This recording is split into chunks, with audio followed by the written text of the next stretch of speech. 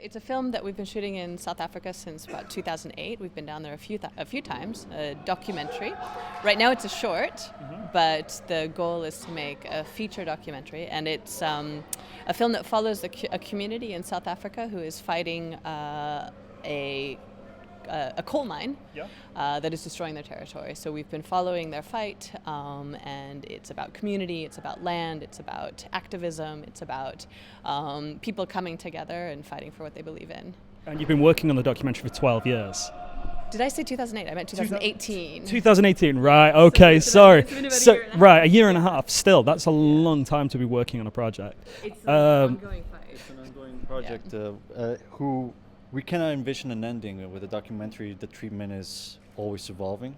You know, when you're shooting on there, you have a hypothesis, but then you arrive and all this new information comes at you. You meet new people, you meet new contacts, and you realize that there's a bigger story developing under the story that you came to shoot.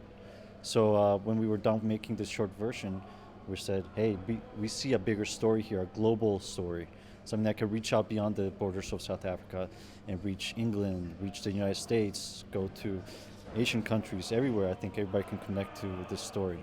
And how difficult is it when, as you say, you go with your idea of what this documentary is going to be about, you get there and all of a sudden you meet so many interesting people, everyone has an interesting story. How difficult is it to maintain the thread of your original idea?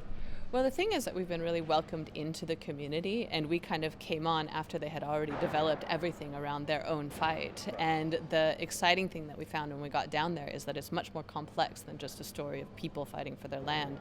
There are also issues of land resource. How does resource extraction affect communities? How does it affect the environment?